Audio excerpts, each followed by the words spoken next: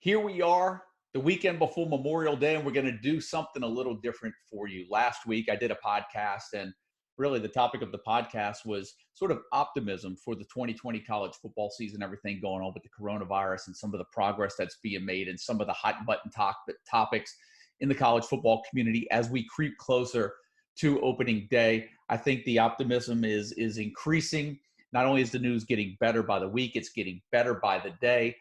And so we over at the CFF site have just been doing and publishing our regular content like we always do in a timely manner. And, you know, we've had it up there up on the site since mid-May. All of our preseason content is available from the 2020 preseason fantasy draft guide, the 2020 projection tool, and all of our premium content options are available for you at the CFF site. But we're going to do something a little different for you today. I'm going to be joined by some friends, some college fantasy football friends. I've been involved in some best ball drafts. We're going to continue to do these best ball drafts, and a lot of us, it's the same guys. We're going to do them continuously through the summer leading up to the 2020 season, and hopefully do some of these shows so you can get into the minds of some of the guys that join me in these drafts. Tonight, I'm going to be joined by three guys. We did a best ball draft in April. We did one this past week in May. We're going to talk about some of the philosophies, some player news, some differences between the two drafts, what we see moving forward in some players, maybe highlight a few players, and then get ready for our drafts in June, get ready for our drafts in July, and get ready for our drafts in August in preparation for the 2020 college football, college fantasy football season. But I wanted to spend a few minutes before those guys join me to kind of give you an overview of the league. As I mentioned, they are best ball leagues, best ball formats, 26-man rosters. So they are expanded rosters. The first draft we did in April was 12 guys. In May, this past week, we only had 11. We went ahead and rolled with 11. But for the most part, it's going to be 12 of us every month from now and through September. 26-player rosters. The starting rosters are as this: 2 starting quarterbacks, 2 starting running backs, 3 starting receivers, 1 starting tight end, 2 starting flexes. So that could be a running back, wide receiver, or a tight end. And we actually do a defense special teams. We skip over individual kickers, but we roll the kickers into the defense and special teams. So the kicker will be part of that defensive special team. So to recap, 2 starting quarterbacks, 2 running backs, 3 receivers, a tight end, 2 flex, and 1 defense special teams. So that is the overview on the rosters. Most of the scoring system is pretty standard, half-point PPR. But like I said, it is 26 rounds. There's a lot to digest. The results, the first 19 rounds of these drafts can be found. All of that content is uploaded into the preseason fantasy draft guide. But I mentioned I will have 3 college fantasy football friends on with me on this show. Those 3 guys are going to be Nate Marchese. We're going to have Chris K and Andrew Katz in on the show. And so what I'll do is I'll give you a little overview on those 3 guys before they join me so we can get back right into the content when they join us. Nate Marchese, you can find him on Twitter at CFFNate. Andrew Katz, you can find him on Twitter at Andrew P. Katz. And then you can find Chris K on Twitter at Realist Chris K. So those are the 3 guys that are going to join us tonight. There's, interesting. Those 3 guys landed, I think, within the top 4 spots of both the April and May drafts.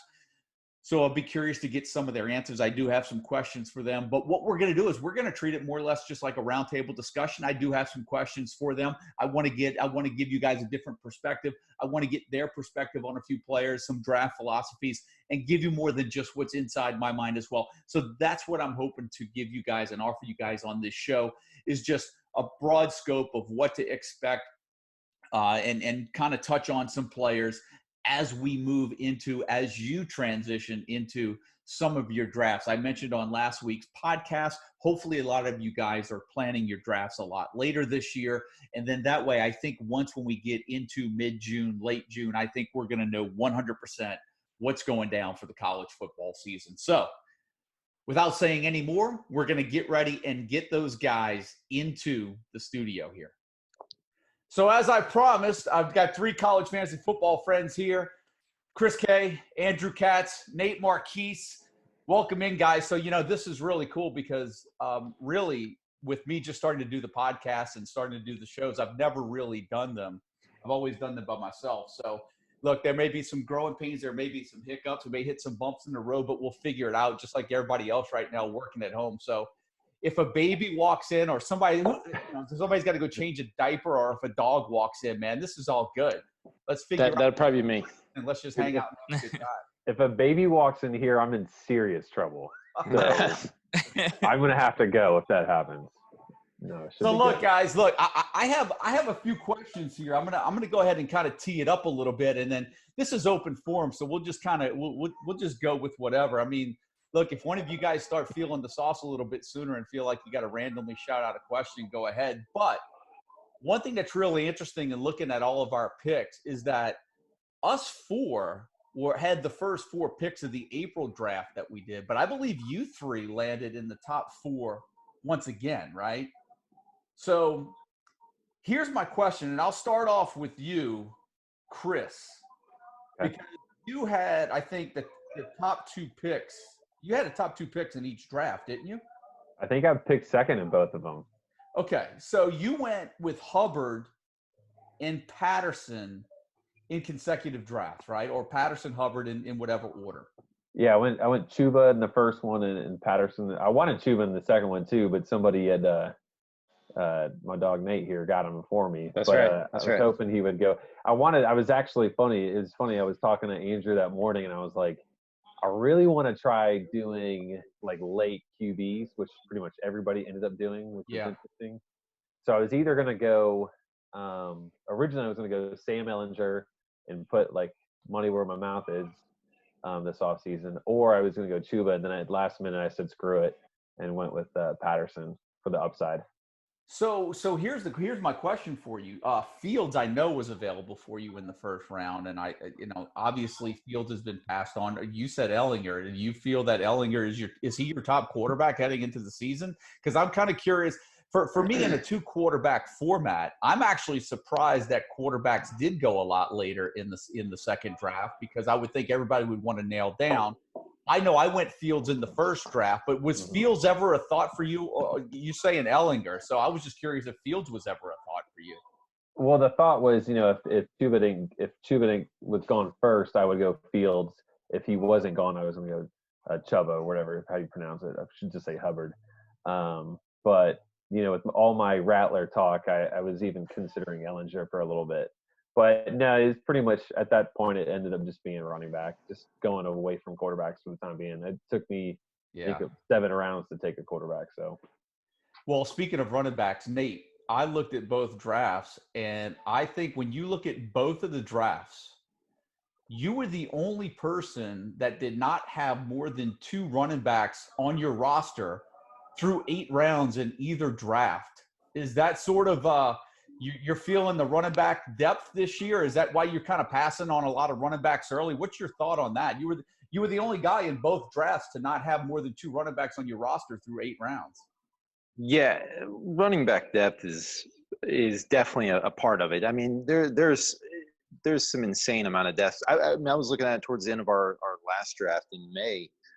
And guys like Jordan Mason wasn't even getting drafted. I mean, there's an insane amount of depth that you can get late in.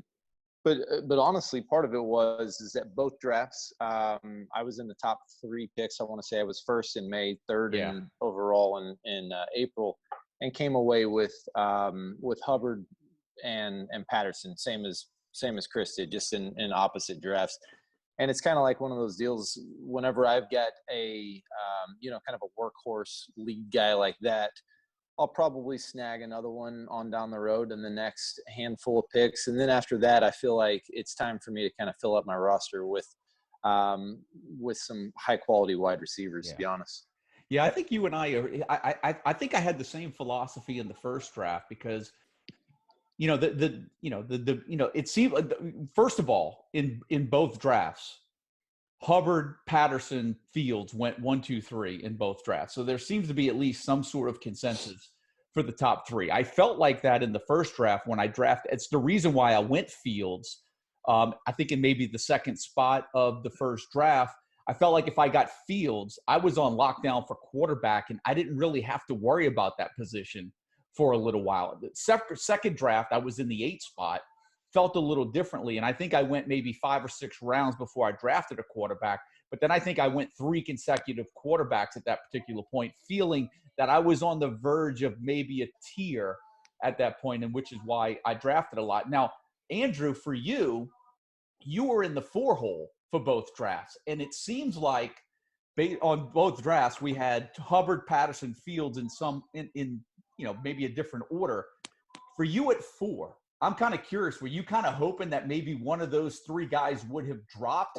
Because you went with a different player in both drafts at 4 with all 3 of those guys off the board. So give us your thought on that. Were you hoping for one of those top 3, or, and my next question is why did you decide to go with different players in different drafts?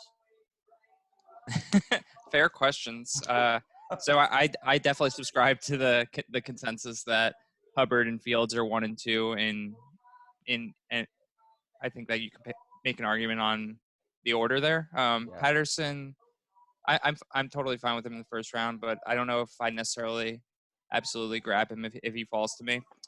At the 4 slot, in the April draft, I took Etienne largely just because I've never had the privilege of owning him before. He seems like a good best ball target, given his propensity to put up some monster games, not without even needing a ton of touches. I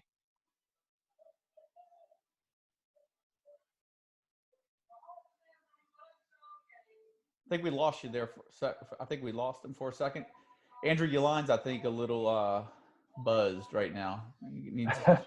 I think what he was going to say, I know Andrew quite well. I think what he was going to say was, I love Rondale Moore, and I probably went higher than I should have, but he won. Yeah. That would be my guess. Did you? Hey, man, we got you back. My bad, guys. It's all good. All good. So I don't know where I cut out, because I just started talking about Rondale Moore and basically how I have fallen victim to his highlight reels that I've been seeing a lot lately, and it really brought me back to how dynamic he was his freshman year, how many monstrous outings he put up, and I wanted that on my team. Now I'm gonna stay with you because there was something that jumped out at me, and for you there's a little bit of movement here. The first guy that I'll mention is John Rice Plumlee. You jumped on him on both drafts. Are you sold that now I think you did handcuff Matt Corral later in one draft. I don't know if you got him in both drafts. Did you get him in both drafts? I didn't get him in the latest one. But the more of that time. I was kind of curious your thought there, because I think you went, I think Plumlee maybe round 16 in one draft, and then went as high as 9, I think, in the May draft. Is that right? Like that's pretty high right there. Sounds like an Andrew move to me. So yeah, he had a lot of movements on his boys for sure. He established who his boys were in that first draft, and he was not afraid to move them up in draft 2. That's we haven't even gotten to his boy yet. We're going to get to his boy in a second. I think that this helps articulate a couple of my philosophies when it comes to the way that these drafts have been playing out, and just generally how I draft. With quarterbacks specifically, I'm not looking to just return value based on the round I'm drafting them. I think that because I feel so comfortable with a lot of the quarterbacks that are going in the mid and back end, if I'm drafting a quarterback, I want him to return above slot value for where I'm taking him, which I think is with Plumlee in the 16th is absolutely in the conversation. I forget where I took him. It was the 8th or 9th here, but I grow more and more confident that he's going to be the guy in that system over Corral. I was a Matt Corral believer going into last year, and saw absolutely nothing that makes me want to see any more of that in the short-term future. And I don't necessarily buy into the idea that Kiffin's going to want a quarterback that fits the prototype that Matt Corral kind of falls within. I think that he's going to get analyzed based on what he's seen on the field, and that decision should be fairly easy. And that being said, if you saw, or if it came out that Corral was transferring and or Plumlee was the guy going into the season, I would think that he would be going in the top 3 rounds of drafts. And I do have that confidence, so I'm good selecting him in either of those positions. So let's move right into your boy DTR, right? So here, all right. So here's the thing. Obviously, you've shared with us that you think that he could, and I remember you saying this. You potentially, not definitely, he could potentially be top 5. Did I or did I not read that right? It was top 5 or top 10. I don't remember which one. Okay. Well, we'll give that to you. It was top 5. Here's my question though. In the first draft, you took him in round 21. This draft, you took him in round 11. No issue there, because I think what happens is when we draft with a bunch of guys, the same guys, everyone learns who each other likes. And so the fact that you took him in round 11, 10 rounds earlier than you took him just maybe 5 or 6 weeks ago, does that play into it a little bit, being that we're always drafting with the same guys, that if you really like a guy, you kind of need to go out and get him at an earlier round now? Was that your thinking with that? That's part of it as well. But another part of it is as we're doing more and more drafts, I'm forming more definitive and solid beliefs in players. And I never personally approach college football through the lens of trying to get value out of my picks because of the propensity for so many players to bust. I focus more on just trying to get my guys within reason to some degree. Like maybe next time I take DTR in the 3rd round, we'll see what happens. But more or less though, what I'm concentrating on is getting players that I want on my team, knowing that, and not trying to fall into value traps, because we're all going to have a representative portion of our players bust. But I want to make sure that the guys that do hit, and I feel confident about them going into the draft, that they're on my team. I can't argue with that. I think I think I go into every draft the same way. I'm either going for the home run or I'm going to strike out. Like I feel like a player like me, a player that I think that falls into that category to me when it comes to value was strictly somebody like Spencer Brown for me late in the draft, right? I mean, if he's healthy with UAB has coming back, I'm thinking to myself, he's good for 1,000 yards and 10 touchdowns. But you know what? Ho-hum, that's kind of average, right? Will he ever pop up in my roster on a best ball week to week? Maybe twice, 2 or 3 times. But for the most part, once we kind of get to the middle rounds of the draft, I'm kind of swinging for the fences anyway, right? But here's something else that I noticed too, though. And Chris, we'll go back to you on this, because here's a question I have. And really all of us can kind of take in this answer too, because I'm kind of curious to hear what everybody has to add for this one. Mac Jones kind of seems like he's kind of at times feels like he's just not there in these drafts over at Alabama. And Chris, I think for you, I forget who you took in this draft early at quarterback. Who was the first quarterback you took? You remember? I took Ian Book. Okay, you took Ian Book, yeah. But you also took, I think, Hendon Hooker in round 13 and Chris Reynolds in round 15. With a guy like Mac Jones still available. Now, knowing in a best ball draft, you could possibly handcuff him by maybe picking up Bryce Young. There's a lot of questions right now. I think we can kind of go around the horn with this, but I'll start with you first, Chris. Mac Jones, what's your thoughts right now? What's the thought of maybe passing up somebody like him for a Hooker and Reynolds or in the middle rounds of a draft? So this is a really big conversation we could have, but on many levels, Andrew, because I know we've had this before, but with a guy like Mac Jones, I think we fall victim at times, and we did this with Zamir White at one point, where all of a sudden he gets drafted and we're like, wait a second, like he was still available. And I think that's kind of because, you don't play the full season like Mac Jones, or Zamir White was a backup for a large part of last season. Obviously, like the stats aren't there, so it's kind of, you can lose them in Fantrax. When it comes to Mac, I like Mac Jones, and the reason why I laugh with Andrew is that we've had this whole fight/debate, whether it's Twitter or in like Google chat, about Young coming in as a freshman and fighting for that job. And I think originally that might have been a conversation, but not anymore, because all this stuff going on, it's pretty much near impossible for any true freshman quarterback to start. But they had a lot of talent. I didn't necessarily see him at that point, but I think Ian Book, and I know a lot of guys would agree, is like a top 10 quarterback. The only thing I didn't like was the double bye week. Yeah, double bye is tough. Yeah. Well, Nate, going over to you, I think you and I have had this discussion as well, and this is building off of something that Chris just mentioned. the cancellation of spring around the country, will we really see the influx of true freshmen hitting lineups week 1, week 2, week 3 that we're used to? I think that's what I'm a little bit, I don't know if we're going to see as much of that this year. You and I kind of had a conversation on Twitter about that. What's your thoughts? Yeah, so this will follow up a lot on what Chris was just talking about, because I actually took Mac Jones in the April draft. So, and I took him a few rounds earlier than what he went in the May draft. I'm a fair believer of Mac Jones. I think the ability is there. Obviously, the skill talent around him is definitely there. I do think that that Bryce Young is going to get some snaps, similar to how Tua would pick up some meaningful snaps early on when Jalen Hurts was still kind of running the show there. But because there was no spring, I think that's a huge I think that's a huge benefit for Mac Jones. The fact that he knows the system. Bryce Young is new to the system. He didn't get his chance to get in there in the spring, show Nick Saban and start and the rest of that crew kind of what he was all about. So I definitely think that gives Mac Jones a leg up in this scenario. And I think there's a few other scenarios like that.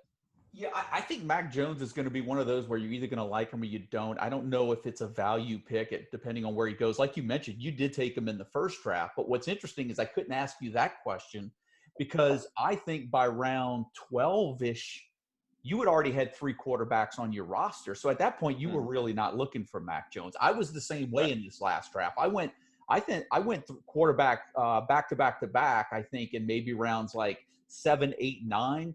So to have 3 quarterbacks at that stage, I felt like I could just get someone later in the draft instead of going for Jones. And I think that's what happened with a lot of us in the draft, is that some of us were so quarterback heavy. It seems like it wasn't a lot that was jumping in the beginning, but once we got into the middle rounds, people were really jumping because there was a big difference. And I know one of you all, it jumped out to me. I can't remember who this jumped out to. Maybe Katz, it might have been you. I'm not sure.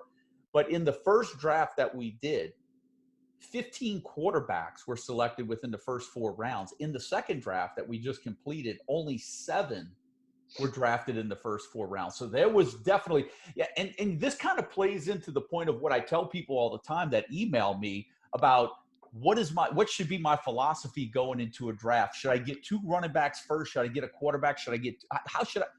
And I tell them the answer is never set in stone. You kind of have to draft according to the way that the draft is playing out. I mean, I kind of think that that's really the smart way to go. I think that's what we all do in these type of drafts, and that's what I try to recommend for other people to do. Anybody have a thought on that, why quarterbacks went early in one draft? Because I think in a 2 quarterback league, I could, different philosophies.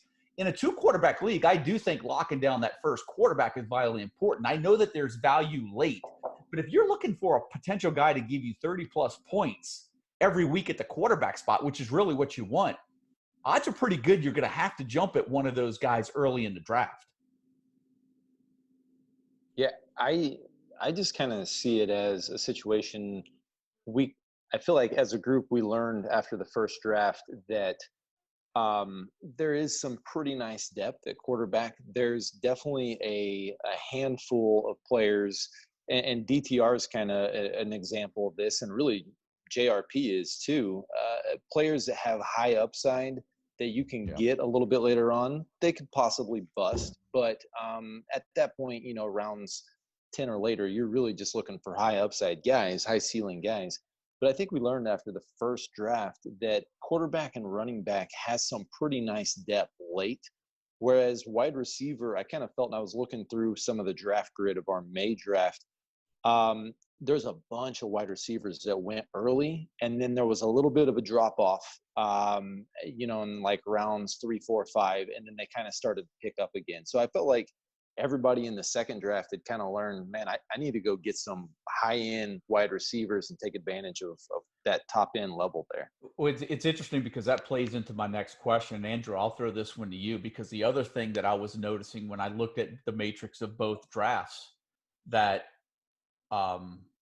Andrew and Chris, both of you guys, were the only 2 rosters in both drafts to have at least 4 wide receivers on your team within the first 8 rounds. You two guys were the only 2 that had at least 4 receivers.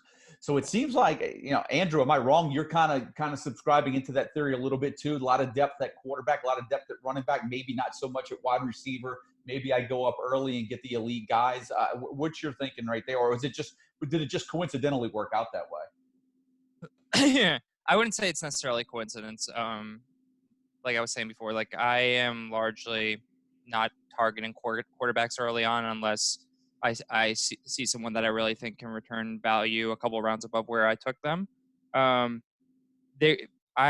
forget exactly where it was in the wide receiver rankings, but looking at one of the sheets that Bainbridge put out for ADP, there's a very definitive cliff and divider when it comes to wide receivers. I want to say like around top 20, top 25 or something like that, where you're going from near elite production, it seems like, to you can start to pick like very representative flaws in all these guys. So I think it makes a lot of sense to try and grab at least a couple of those elite guys in the first maybe like 6 or 7 or 8 rounds.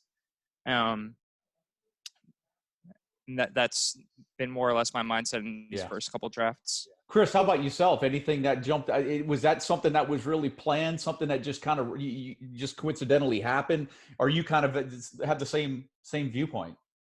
I think it's commonality there. I think like Nate brings up a good point. There's a ton of depth, and I would say it's kind of depth as much as it's like there's not a lot of difference between maybe like the QB 10 and QB 35. I know the reason why it took me so long to take a quarterback was one, that was just my idea in my head. I wanted to try it. But also, I just kept taking guys, and I just kept seeing a ton of quarterbacks available.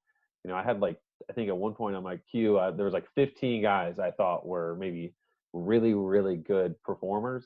Like a guy like a Kellen Mond, who's going to give you like a high floor, get him in the 10th round as my second quarterback. And it's like, okay, well, if I can get, Ian Book in the 7th, as I'm getting closer and I still see him on the board available, it's like I don't know why I would ever start taking quarterbacks. There's so many available, and the good thing was I was basically at the end of a round. So if I went a flex guy and then Nate followed up with back-to-back quarterbacks like he did, it kind of woke me up, and I was like, okay, well now I need to actually think about this, because now they're starting to go a little bit.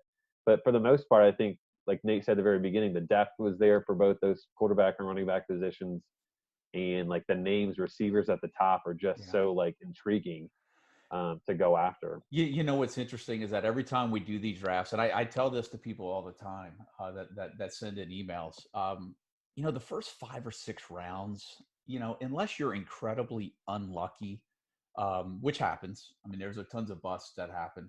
For the first 5 or 6 rounds, most when you look at the landscape and you look at the entire league, there doesn't seem to be much difference, right? It seems like everybody's just everybody's still on ground zero.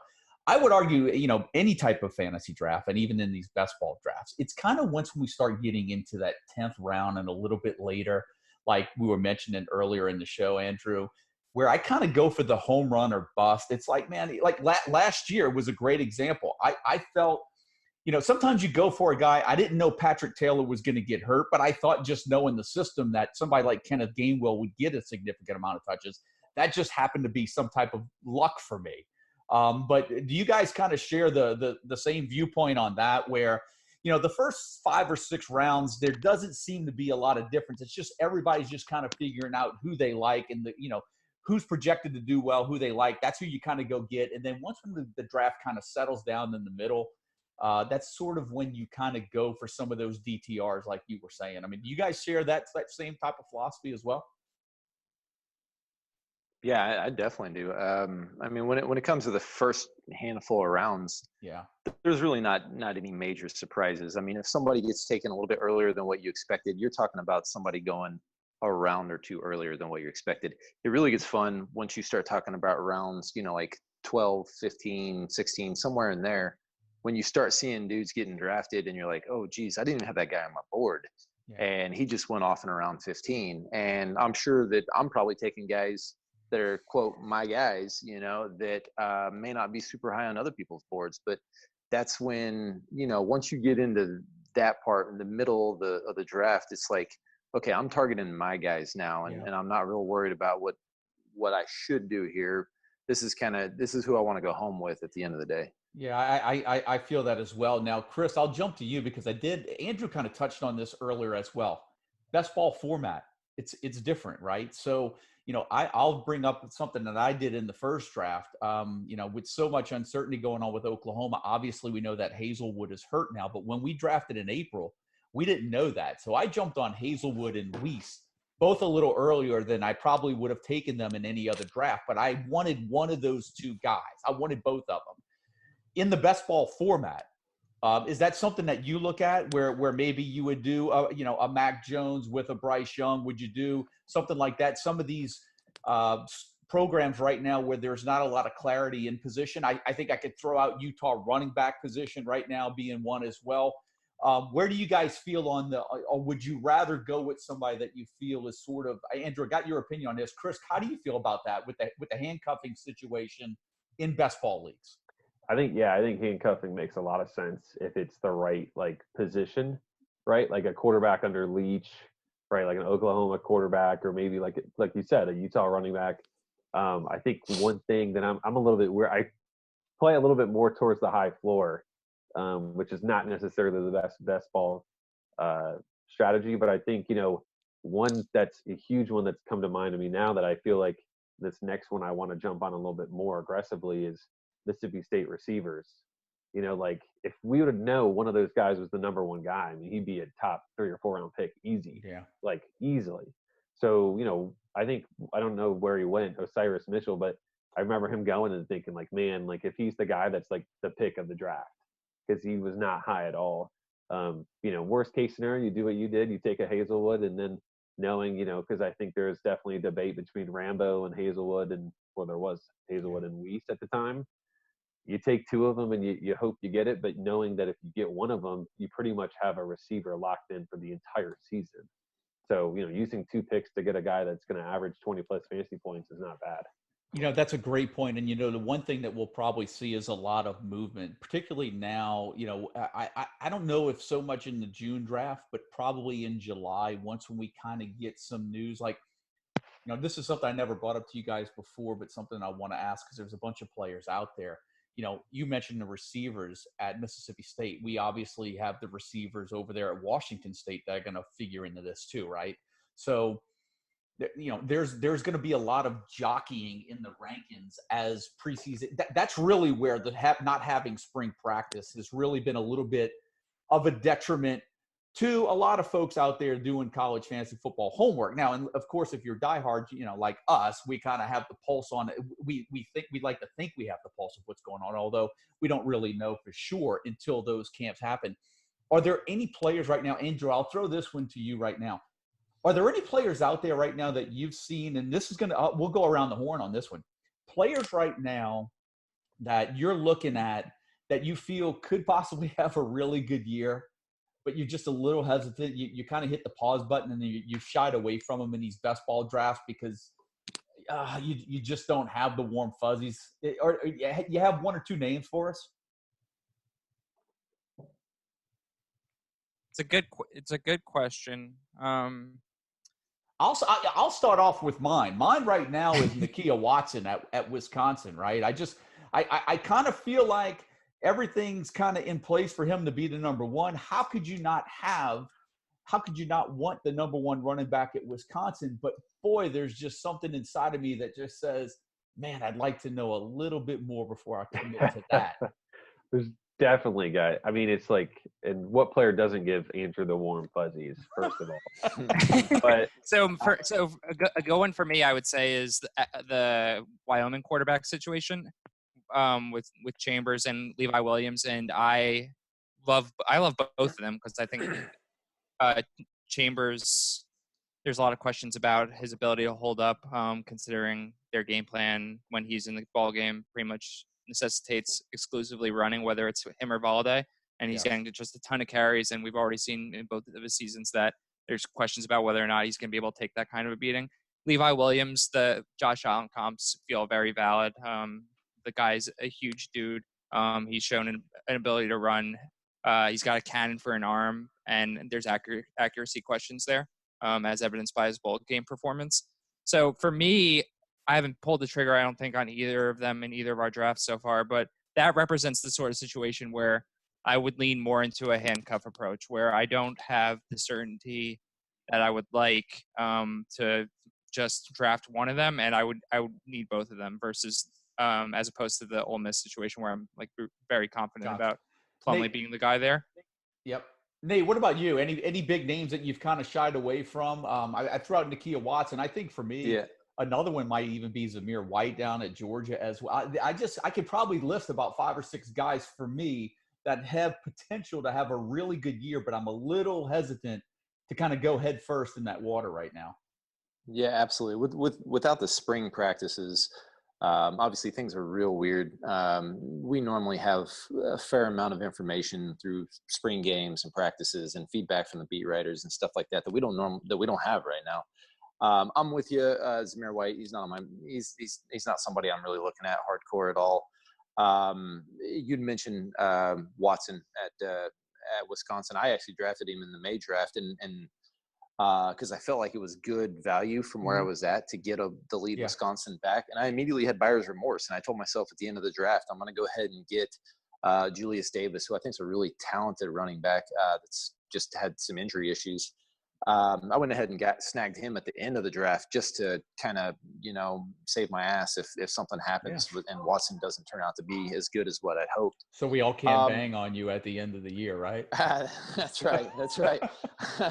So, but I think there's, because of the lack of spring, there's a handful of situations that are like that. I think the Arkansas State quarterback situation is one that I would definitely handcuff, especially in a best ball draft. And you'd mentioned it earlier, it's hard to pick out what's going on with the Oklahoma wide receiver situation. We have a little bit more definition now with Hazelwood getting injured. But I actually went into this draft saying around 8, round 7 or 8, maybe, because I had one of the elbow spots, going ahead and handcuffing Rambo and Weiss together. And Rambo went off the board. So I just went ahead and fired with Weiss and said, I like the upside guy there. So, but yeah, and the Utah running back situation is the same way. We don't know, but without the spring practices, who's going to be the lead back there. But we know Andy Ludwig produces insane lead backs between Utah and his time at Wisconsin, man. He just churns them out.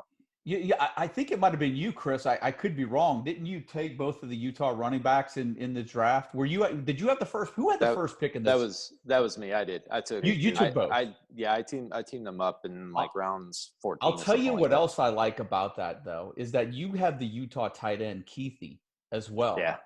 And I've got some sneaky feeling inside of me that he's going to turn into some type of touchdown vulture this year. Yeah, he did run it a little bit last year, and I mean their offense just they don't have any, obviously we didn't draft any of their wide receivers. There's no clear-cut guy on the outside for them, so he's going to be a main target. Bentley's shown that he's not afraid to look at tight ends during his time at South Carolina. So I just feel like he's actually my tight end 1, but I got no problem with Granson. But here's a good question. I think this ties into the best ball philosophy that we're talking about. You were on the elbow at the 1 spot. So, I think that there's a point in the draft where maybe the 2 running backs at Utah carry the same value in a draft. So they may go around the same time. So if one guy jumps on one person, the other one may snag him, may snag the other guy, right? Being on the elbow, does that help in a best ball situation because you can take 2 guys in consecutive picks like that, as opposed to maybe being picked 7 or 8, where if you select a guy, you got to hope he kind of, you may have to reach. Like I felt like I went higher to get Weiss and Hazelwood in the first draft, because I felt like I needed to get them early in order to kind of work with the handcuff. With you being on the elbow, I think that helps you. And I think if you're in the middle sometimes, there might be a little hesitancy to do that. Yeah, absolutely. It's a strategy in best ball that works out better than just kind of your standard draft leagues. Because in best ball, you want to accumulate those high-end points guys that are going to show up each week on your roster. So, yeah, so if you can if you can get, especially when there's those question mark situations like the Utah running back, but it's pretty much down to two guys, and that there's a proven track record that offense is going to put out, like in the past, Washington State quarterbacks or Oregon running backs under Chip Kelly and stuff like that. I mean, just if you can get it determined down to two guys, handcuff them together and move on, and know that you had to waste a roster spot, but you're going to figure out one of those guys is going to be elite. Chris, we miss anybody, man? Can you think of any guys that you've kind of stayed away from in these drafts where you just were, man, that guy could have a really good year, but you're not there yet? Well, I would say I started biting on him, but a couple guys that I was thinking of was one, Texas receivers, like between Smith and Eagles, and then Tyreek Black as a Michigan guy. Like the talent's there, but what's going to happen with it? We saw like how effective Colin Johnson a few years ago and Duvernay last year could be.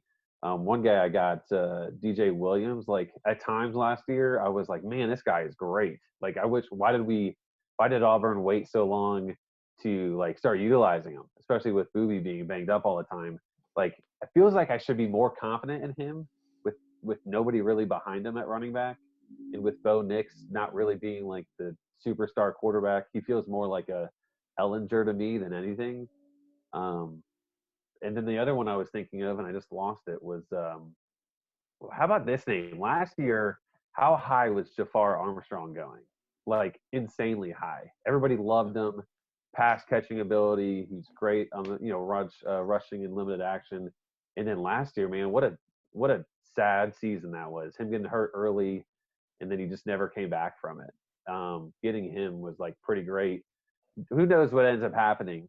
But like a guy like him could be like a huge steal with how some Notre Dame backs can perform. Not crazy high, but everybody was in on him last year. Anybody we're undervaluing that you've seen right now, looking around, seeing rankings, seeing different conversations on Twitter? What about overvaluing right now? Guys that that people are putting you feel are putting too much stock in. There's got to be one or two names. Overvalue? Am I overvaluing anybody this offseason, guys? No. Who else? No. Who else? Who's out there? Other people overvalued that you think is overvalued right now. Oh, who are you staying away from that maybe people will jump at in the first 2 or 3 rounds? He's 100% wrong on the guy that he's about to mention. But go ahead. We'll go ahead. And the thing is, like this disdain for him is not because I don't think he's any good or that he's not going to be a top like 8 fantasy quarterback, but like drafting Spencer Rattler, mine's gonna explode. Drafting him before like Ellinger, it's like insane to me. Like the guy has literally rushed for like 16 touchdowns in a season. I think Rattler is going to be like top 6 or 7, but if you think he's Baker Mayfield of his freshman or sophomore year, even like you're overdrafting him. And like this one feels more appropriate. How he got drafted this May draft was perfect. Maybe even like you could definitely put Howell behind Rattler, but man, for a guy you've seen like 75 snaps, like I don't know, drafting him above Ellinger just seems extremely wrong. Oh, we've got takes around the horn on this. I feel it. Andrew? What's going on? Give me a take on this one. About Rattler. Let's talk Spencer Rattler. Where are we? Dude, I think I'm largely on the same page as Chris. Just because of the likelihood that we're not seeing much in the way of rushing value coming from him, and drafting off of the expectation that he replicates the last 2 quarterbacks at Oklahoma's production, which a super material portion of that comes directly from rushing value. I think is somewhat misguided. So if you're drafting him, I guess more with the expectation that he's Baker Mayfield, okay. We can talk, but hoping that he just leans into the most current Oklahoma model in terms of production output. I think that I don't really see that happening. Nate, what say you, man? Okay, so let's get the opinion from the one Oklahoma grad in the group here. Sometimes you're too close to the situation. Yeah, I know. That's true. I can't. I look at it through crimson and cream glasses. I'm sure. I know that. No, I try to be as objective as I can. But he is more like Baker. He's more like Baker than he is Kyler, and I've talked about this many times. He's more Baker than he is Kyler, and definitely more Baker than he is Jalen Hurts. You won't get that level of rushing, but he will provide some rush. I would probably put him in like the 350 to 400 yards, 7 or 8 TDs. They're going to be at the goal line all the time. So he's going to punch it in. He's going to punch it in every once in a while. But yeah, in a dynasty league, he quite possibly could be my first quarterback off the board, just because I'm going to get 2 years guaranteed out of him versus Ellinger or Fields. It's between him and Howell. But yeah, I'm higher than probably what Kay and Katz are saying. But just knowing there's got to be a little bit of pump on the brakes there. Here's my thought. This is where I land on Rattler. He's one of those players that the more that I looked at, not him, the more that I just looked at what Riley has done with quarterbacks, not only at Oklahoma, but at East Carolina as well, has just been crazy good. As a matter of fact, I don't even think when you even go back to his ECU days as well, I don't know if a quarterback under Riley has rushed for fewer than 7 touchdowns in a season. I think 7 might actually be the floor of any quarterback that he's coached in 10 seasons. So I think you kind of hit it. I think Rattler will have some decent rushing productions, but let's be honest. I mean, no way he's getting close to 1,000. No way he's even probably getting close to 700, maybe not even 500. But if he can put up a couple of 100 yards on the ground and give you 6 to 7 touchdowns, knowing what they're going to do probably in the passing game, it's hard to not put him up there, knowing what Riley has done with quarterbacks. I think for me, it's hard to not put him in the top 10, and I actually have him in the top 5. But Chris, I'm going to agree with you. I don't know, given what we know about Fields and Ellinger, for me, that's 1-2. Now, Rattler, Howell, you want to get into those debates. Okay, North Carolina, I think is actually going to be better this year. What does that mean for Howell? Will his numbers be as good? I think that's the fun and that's the beauty of college fantasy football, is kind of understanding and analyzing all that. But I just think knowing Riley and knowing the system, I do think it's hard not to put Rattler anywhere near the top 5. I think he has to be somewhere. At least he's got to be in the top 10 conversation. Like I said, I think he's pretty high up. Nate, for you, anybody that you're seeing around that's kind of overvalued right now, somebody that you're just completely staying away from that you think other people in drafts are looking at a lot sooner than you? Yeah, and I've talked about this some on Twitter. I think his ADP is a little bit different than where he's been taken in the 2 best ball drafts that we've done. But I definitely have my concerns about Isaiah Spiller. I've talked about how his freshman production was nice, but it really all came in about a 3-game span. He really, really dominates bad competition, which he doesn't have the privilege of getting every week in the division he's in at the SEC. So his schedule is easier this year than it was last year, but I have my concerns about him. Another guy that I have a little bit of concerns with is somebody that I've seen. I believe you've taken him on both of our best balls, Joe, is Henderson out at Justin Henderson. So tell me about kind of what you're seeing in him, because I look at his production and how he was the second half of last season, and he saw a little bit of a drop off. So kind of have some concerns there and think he's going a little bit higher. Yeah, I think for me, I love the system. I love Holtz. I love the fact that if he finds a good back, historically, he has ridden his back. Tech did suffer a lot last year through a 2-game stretch when their quarterback was out. Who was that? Jamar Smith. We had missed a couple of games that probably cost him a spot in the conference championship game. But I do like the fact, one thing that I never shy away from when it comes to college fantasy football in general is I love guys that get high volume, right? I love the high volume backs. And I just think Henderson, he actually did some damage in the passing game too, with catching the ball out of the backfield. So I really like Henderson at Louisiana Tech. And yeah, maybe that's one guy that I have a little higher, but man, I love so many guys. It's not even funny. What about you, Katz? Anybody you think right now you're staying away from that's overvalued? So I will never end up owning Jonathan Adams in any draft if he's taken anywhere near where he's gone in both of our drafts, which I think is I could see he went in the third round in the most recent one. Let's see where he went in April. He probably in April he probably went in the top 3 rounds as well. Wow, he went in the second round in April. That to Chris. But so my opinion though is largely just based off of what I saw on weird Wednesday night games, and it might have been a result of the routes that he was running as a team's third receiver, but I didn't see anything in terms of his output, how he played that really made me interested in him.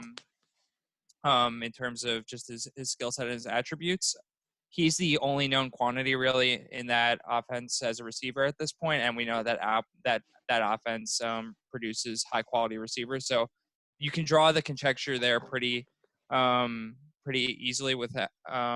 But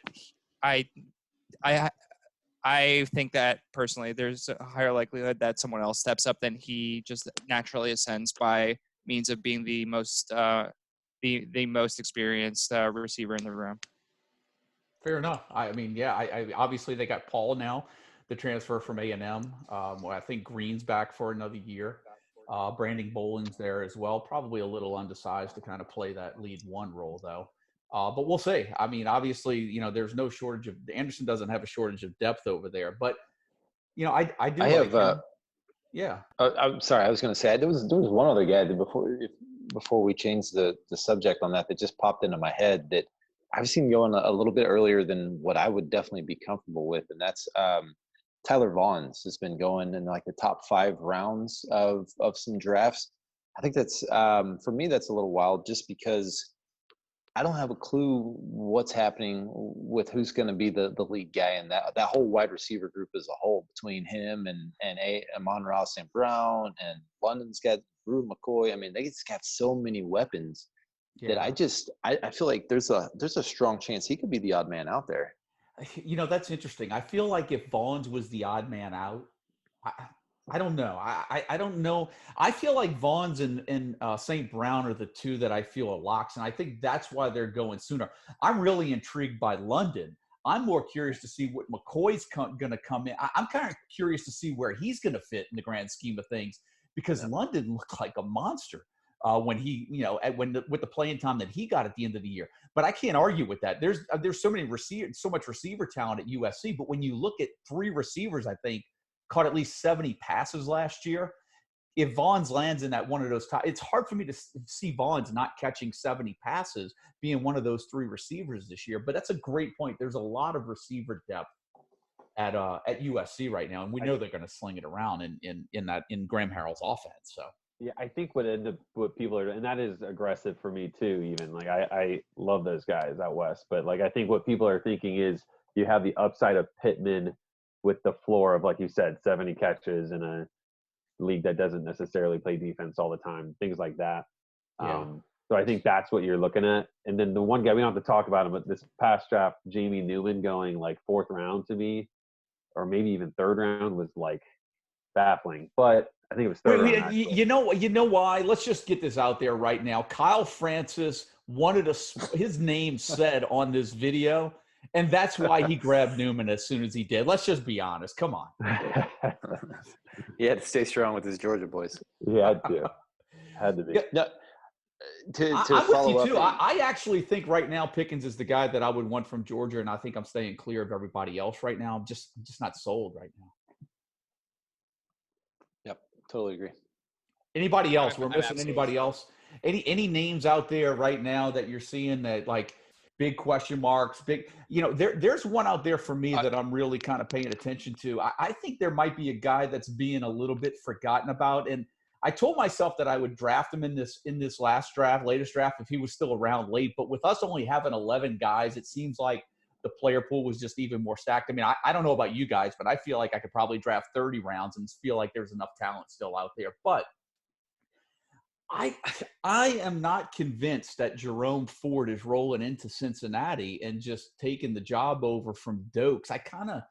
I don't know about. That's the one big question mark for me. I kind of like Jared Dokes right now over Ford. Any of you guys have a take on the Cincinnati running back position? Because that for me right now is my biggie. I think there's potential in that offense. I'll just interject one small point. I think we get distracted a lot by hey man, he was at Bama. Is this Alvin Kamara we're talking about? Is he going to transfer and then and then become a stud later on? I don't know. I don't know what to really make of this. It's definitely one that I've kind of stayed away from. I don't either. And I guess the point I bring it up is I just see that if Dokes emerges, whoever emerges as the number one running back in that offense, right? We talk about this with Nakia Watson at Wisconsin. That's some really good fantasy potential for a running back that may not be getting drafted in these best ball drafts in 26 rounds. Yeah, he's the one name that I think really stuck out at me as the guy that I probably should have taken him instead of Spencer Brown just for the upside. But like you said, Andrew, like you said, we kind of swing for the fences or we miss. And I probably messed up by taking Spencer Brown over Dokes, but that's just my philosophy on that. I think people are just like they said, like going with the Bama name, and then it's like, well, did Dokes really do anything? Like, has anyone? I don't know. Me, I just have never really been impressed by either of those guys. I've never really seen Ford coming off an injury, and then Dokes. Like, I just never. But to be fair, at the same time, like Michael Warren, I don't even think he got drafted in the NFL. He ran like a 4.7, and he was like a huge name. Like. Not to knock this guy on the show, but like sometimes it's like not about talent at all. No offense, Michael Warren, the third, or the second, or the second. But he insulted his son, future son. Just get it out there. I just think like sometimes we overvalue talent, and that's one thing I've learned over the years. Is like you don't necessarily have to be good. Like Jonathan Adams doesn't have to be great to be great at Arkansas State. You just have to have the style, right? Like. That's just sometimes it's just like you just have to just pick the names from the schools. So look, we're coming up to an hour. We're going to get ready to close it up. Although I know we could probably sit on here for 3 hours and do stuff, but I'm very thankful for you guys joining me. Before we go though, kind of give me a sleeper, give me a hot take, give me something before you go. As I mentioned, all of you can find all these guys on Twitter. Their Twitter handles below. They're pretty active with the college fantasy football conversation on Twitter. So you're bound to get as many cold takes as hot takes following them on Twitter. So be sure to do that. But any last thing that you want to throw out before you guys leave the show? Andrew, I'll kind of throw it up to you first. Anything just best? Hopefully we can do this again after the June, July, and August drafts as well. So thank you guys for kind of coming in. Anything that you kind of want to throw in that you've seen, mentioned, hot take, anything? Just so, somebody like Bainbridge or Kyle Francis is going to be calling me and giving me some crap. So I'll caveat this by saying I normally prioritize my own winning over anything that helps anyone else. So I don't know if we want to phrase it as like people should consider themselves fortunate, or this is like me doing my part during a pandemic. You can look at it however you want. But so. This ties into a question that we started talking about before of like who is potentially falling off the grid, et cetera, et cetera. But I personally am feeling really good about the Illinois offense going into this year. I think with Rod Smith as offensive coordinator, we started to see a lot of good movement there over the past year. That schedule, assuming I think we all need to assume that like things are status quo going into the season, just for the sake of conversation. But their beginning of the season schedule is you couldn't dream up anything better. It goes Illinois State, Rutgers, UConn, some other terrible team, and then a couple of potential shootouts in the Big Ten.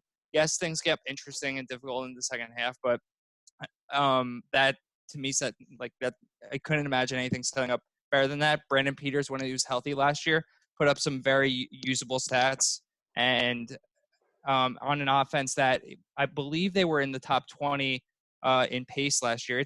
And for anyone who doesn't know, Rod Smith, basically what you can draw the conclusion there is you're running the Rich Rod offense, which you could argue, maybe it's somewhat antiquated, but it breeds fantasy goodness and it breeds pace, which is obviously our friend from a fantasy perspective. So who's going to be the running back? I don't care about the running back. Well, Oh, it's not that I man. don't care about it's not that I don't care about the running back. It's that in a I rich don't. route offense, I do. Yeah, totally fair. But I haven't seen anything that makes me want to necessarily invest in draft pick in a running back at this point with Corbin gone. But I do want to invest in Josh, Amateur baby. I don't know how to say it. I lean on Joe. Nailed it. Close enough. It's a good point. Yeah, It's a good point. It's a good take. thanks. Nate, Yeah, go right? ahead, I Dave. got you I'll right cap off it the off. sauce, brother. Go ahead. It's on me. Yeah, go ahead. Yeah. Okay. I'll leave with a few hot takes. I didn't get to kind of chime in when we were talking about quarterbacks and top 3 overall and that type of thing. I actually would take Ellinger over Fields. I know that's not like a super hot take, but I know Fields is just consensus pretty much number 1 QB. I think Ellinger will see a little bit of a rebound in some of the rushing touchdowns that he had as a sophomore. And then 2, I just like quarterbacks that play the whole game and don't have a very good defense. And Fields does not fit that profile. I love Fields. He's still clear number 2 quarterback for me. But that's kind of how I feel about the QB situation. And then you guys probably saw how I reached up and grabbed CJ Johnson from ECU early in the May draft. I told myself I'm not going to let him slip away after not getting him in the April draft. I'm all in. Chips pushed all in on him. He's I actually think he's got potential to be a top 5 to 6 wide receiver in that draft. His size, his skill set in that conference, I think he could Ehlers could really just kind of hone in on him, and he could blow up. Yeah, I like CJ Johnson too. The more I watch of him from last year, like you said, his size. I think one thing that a lot of folks, and this is, I guess, where it's nice to follow guys like us as well, is to kind of get some of those tidbits. Guys will look at last year's stats and they'll see what Tyler Snead did and maybe not understand that Tyler Snead's 5'2". And I know it's exaggerating, but compared to CJ Johnson, right? Who's got the size, the hands. And so that's a good one. What about you, Chris? I'll go Charleston Rambo. I've always been a Rambo guy. It's hard not to, right? Great name, great city, great food there. And then I would just say, as a tidbit, just a little something I thought about, probably the most under talked about perfect handcuff for Bestball, and I wouldn't necessarily draft him that high in redraft by any means, would be Kevin Marks from Buffalo. Like, if Jarrett Patterson goes down, like, you're talking literally, if he goes, 150 and a touchdown guaranteed. And then the worst case, I took him in the April draft in the last pick. I did not have Patterson. That's when I got Hubbard. But if Patterson goes down, that's a huge, at the very least, 80 yards and a touchdown. Like, so maybe he fills in on a bye week or something. But unbelievable upside. I'll leave with this one, and this is something that I've shared on our Twitter thread. With obviously having the site just over the years and knowing this, a lot of what we put out, a lot of what you guys put out as well, is so heavily weighted towards the first half of the season, right? When you take a guy like Nathan Rourke over the years, who's been a late bloomer, he's put some guys in holes, and so even though his numbers look good at season's end, by a lot of guys drafting, playing in head-to-head redraft leagues, Rourke, that maybe he struggled early, kind of made up for it late. But some guys email me saying, "Hey, look, man, Rourke put me in a hole. I'm 1-5, 1-4, and I'm trying." And so that's, this plays into your point a little bit, Andrew, with the scheduling on the front end. And so there's two names that I'll throw out, or maybe 3. I like Dustin Crum. One of you guys have Dustin. I think maybe Nate, you drafted Dustin Crum in this latest draft. I could be wrong. I did. But Dustin Crum like his upside. and Isaiah McCoy from Kent State, I really like those 2 guys. But for anyone that drafts them, you've really got to get past the first 4 weeks. They do have a game against Kennesaw State, but I believe they go to Penn State, they go to Kentucky, and they go to Alabama in 3 of those first 4 weeks. So you really have to survive that month. And then when you get into MAC play, you're completely good. But Andrew, I'm going to go with the schedule on this one too. And a guy that really kind of let a bunch of people down last year is Adrian Martinez over at Nebraska. I think the schedule will allow for him to have a bounce back year because it's the toughness in the schedule is backloaded, much like Illinois. Nebraska's got a pretty favorable first half of the schedule. And if Adrian Martinez can get out of the gate early, I think you could get a good first half of the season from him and tremendous value in that offense through the first 6 games. If you look at the Nebraska schedule, much like the Illinois schedule, it really is set up for some fantasy success on the front end. So those were just a couple of names that I want to throw out. Hey, look, guys, I can't thank you enough for coming on in. Hopefully we get to do this again in June, July, August. Everybody's going to get jealous and watch this, and they're going to join in. And so thank you guys again, and we'll catch up soon. Yeah, good time. Thanks, guys. All right, guys. Thanks.